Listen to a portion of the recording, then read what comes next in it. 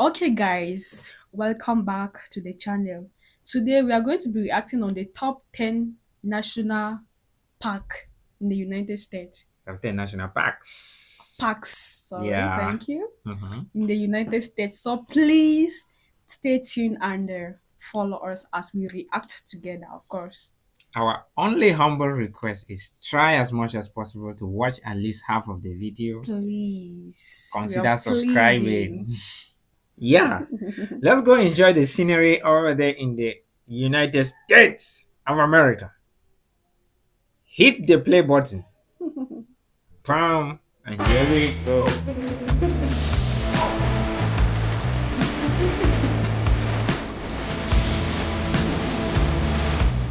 What's going on, everybody? Today we're going to be exploring some of the best travel and hiking destinations in the United States. The U.S. is filled with national parks, state parks, monuments, national forests, BLM land, and an infinitely long list of places to travel to. But there's a reason why so many people flock to the national parks. They're amazing, and I mean a lot of people. The national parks get roughly 300 million visits annually. In this video, I will be sharing my favorite parks with you, but it's worth noting that I will only be talking about parks in the lower 48, so this video is going to exclude Hawaii and Alaska. Real quick, if you could hit that thumbs up and subscribe to the channel, I'd love you forever, but let's dive right in. This is my top 10 USA national parks.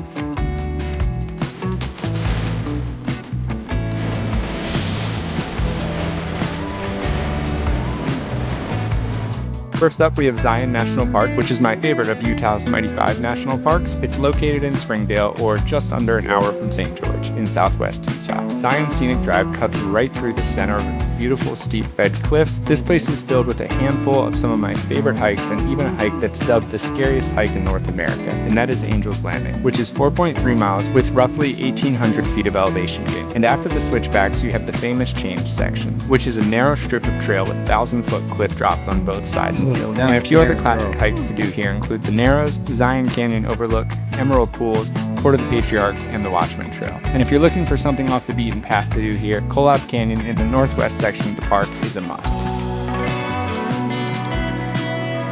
At number 2, we have Glacier, which is one of my all-time favorite parks. It's filled with beautiful aqua blue alpine lakes, towering mountain peaks, glaciers, and all sorts of wildlife. Glacier is located in northern Montana, just under the Canadian border. This park also has a handful of family-friendly options and places to just hang out at, like Lake McDonald, Logan Pass, Jackson Glacier, and St. Mary's Lake. But there's also a never-ending amount of insanely beautiful hikes like Cracker Lake, Iceberg Lake, Grinnell Glacier, and the Highline Trail, and so much more. It's a great place for climbing peaks, but the rock is loose and the peaks are technical. But there's just such a range of things to do here.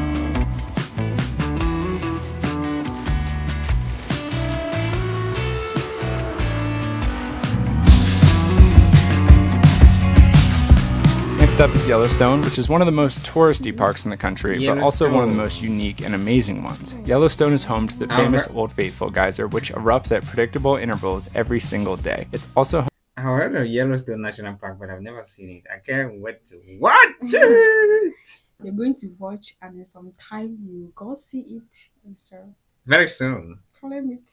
I claim it. I claim it. home to Grand Prismatic Spring, which to me looks like it could quite possibly be the heart of our planet. The colors are just so rich and beautiful. But there's also so much more to Yellowstone than these iconic places. While you're here, you also need to check out Norris Geyser Basin, Grand Canyon of the Yellowstone, and Black Sand Basin. Black Sand Basin, we saw one of the most beautiful sunset of our lives here. But like I said, if you're coming here, definitely make sure you save some time to check out other places other than Old Faithful and Grand Prismatic. Yellowstone National Park. After Yellowstone, we're just going to drive an hour or two south and reach our next destination, Grand Teton National Park. The hub for this park is the town of Jackson. You can drive here from Salt Lake City to the south, Denver from the east, or my favorite, from Idaho to the west. If you drive from Idaho, you get to go through Teton Pass, which is a great place for backcountry skiing and snowboarding, and a great place for photography. Once you enter the park, you'll be greeted with surreal views of the Tetons. The most famous peak here is obviously Grand Teton, but some other notable peaks are Middle Teton, South Teton, Tiwanaw, and Mount Moran, rising high above the lakes below. My favorite hikes here include Delta Lake and Lake of the crags, but if you're looking for some easier hikes or just some great destinations, you should check out Hidden Falls, Jenny Lake, and Taggart Lake. Also, Schwabacher Landing is a great place to see as well. Hopefully I pronounced that right. We'll see if I get roasted in the comments, who knows, but in both the Tetons and Yellowstone there's wildlife, so please keep this in mind. Keep your distance, to respect the animals, and just enjoy seeing them from a distance. One last unique thing to do here is to take a scenic flight around the Tetons from Jackson Hole's airport. It's a surreal experience, and you can also fly over Yellowstone if you'd like. And really quick, I'd like to hop in here and mention that I have a top 10 hike and travel guide for a handful of these parks on my channel. So while this is a great overview for some of the best parks in the country, if you're looking for more detailed travel guides with individual hiking specs and places that are accessible and family friendly, those can be found on my channel. There are dozens and dozens of top 10s that can help you plan your trips. Guys, But go next check up it is out. going to be Yosemite National Park, which just might be the most famous national park in the country, especially now after the documentary Free Solo came out. Yosemite Valley boasts some of the most impressive granite cliffs in the country, which the notable peaks and walls here being El Cap and Half Dome, both of which have iconic rock climbing routes, but you're also able to hike to the top of both of them. Although for Half Dome you will need a permit because the hiking route is via the cables, which have a permit system set in place. If you're not looking to hike, some great places to visit are Glacier Point, where you'll have stunning views of Half Dome. It's a great spot. All the places are looking green, soft and clean. I mean, as I'm watching like this, a lot of things is going through my mind. I'm like, You know, the America we know is like all the tall skyscrapers, yeah. good, like good cities. I don't know this part of the US though. This is cool. It's like a different place. It's very, very different. Oh my God. For sunset, and then also What a Vernal beautiful Falls and place. Nevada Falls. Taft Point is another great destination, and of course Bridal Veil Falls and Tunnel View. Really everything you're going to do here is incredible, and even just the drive through the park and through the valley is awesome. At number 6, we have Mount Rainier in Washington State. Rainier is one of the most unique mountains in the country. It Mount stands tall at Rainier. 14,410 feet above sea level, towering over every single other mountain in the area. Washington State is home to the Cascades and the Olympic Mountains, a never-ending amount of jagged and steep mountain peaks, but Rainier stands above them all, and on a clear day you can see Rainier all the way from Seattle. It's a great backdrop to the skyline. And it's a glaciated volcano, so there will be snow on the mountain year-round. My two favorite hikes in the park are Mount Fremont Fire Lookout, which is a great sunset hike that's 5.7 miles round trip with just over 1,000 feet of elevation gain, and my other favorite hike is Myrtle Falls, and this one is less than a half-mile round trip, so it's a very easy and quick stop. And this is also a great area to see wildflowers. Oh, wow. Next up, Somebody actually recommended that we watch this place. Oh, you were blushing. Why are you blushing? You never seen me. You were blushing at who are you blushing with? I'm blushing at what I'm watching. I'm like- Stop. Okay.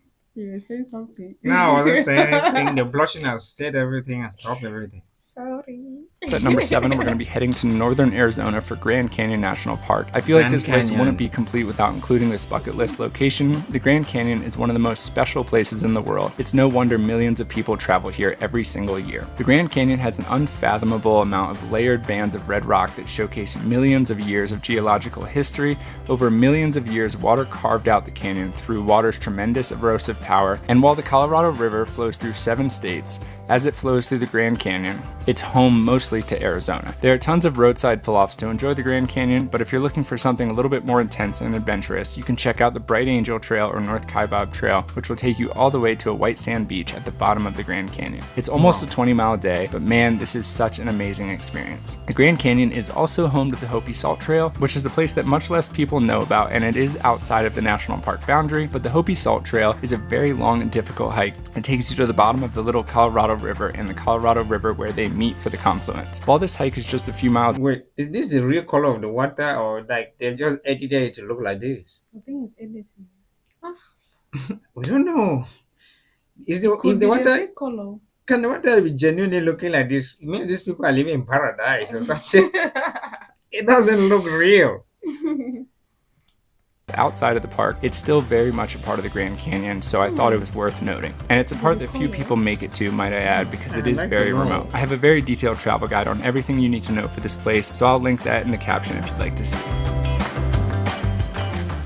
Next up, we're in New England and on the coast of Maine with Acadia National Park, a region quite possibly home to the most beautiful fall foliage in the world. But this park has so much more to see, like Cadillac Mountain, where during October to March, you are the first person in the entire country to see the sunrise, which is pretty cool if you ask me. And there's also a handful of places along the park drive that have beautiful coastline viewpoints where you can just hang out, watch the waves and the tide come and go. Good stops for this are Schooner Head Overlook, Sand Beach, and Thunder Hole, just to name a few. My all-time favorite hike in the park is the Precipice Trail and the Beehive Trail. You can hike these separate if you like, but if you're up for a few additional miles, you can hike them together as one big point-to-point hike. These hikes ascend the mountains of Acadia, and you're climbing the rock with the assistance of iron rungs in the rock. It's pretty exhilarating, and maybe not for those that have a fear of heights, but if you'd like adventure, then this trail is for you. It's almost a mixture of hiking and a via ferrata, where you don't actually need any gear. And it's worth noting that the town for the park, Bar Harbor, is stunning and a great destination on its own.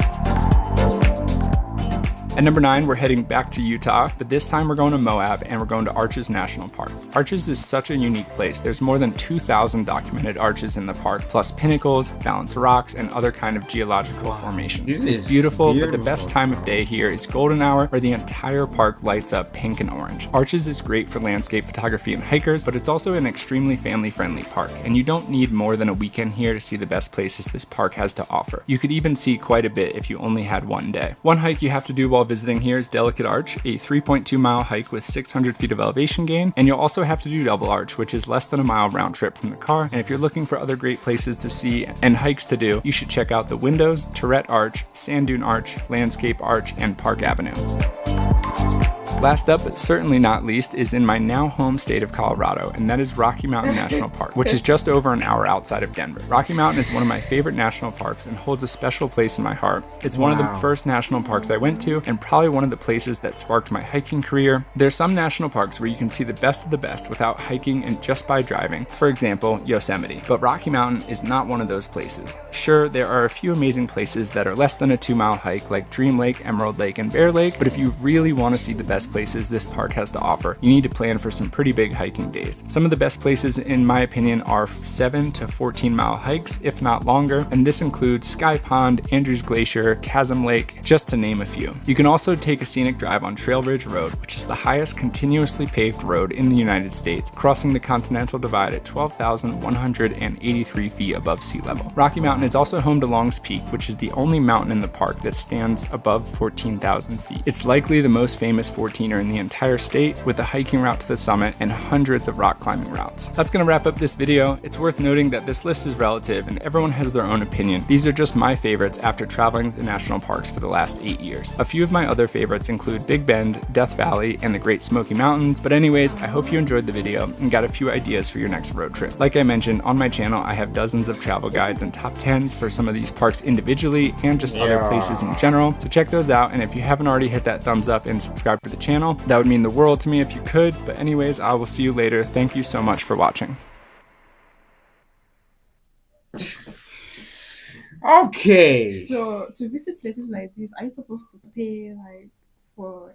Is it owned by people? Are people there like guarding the place so that in case you want to visit, Yeah. you have to pay them? Then you can go into the park and explore, snap. I don't know. Like, guys, she's asking if you should pay. I don't know. And I Maybe there also, are people there taking care of the park. no, yeah, making sure definitely it's clean. there are people that definitely take care of the park, because the park is a carved out area, right? It's protected area.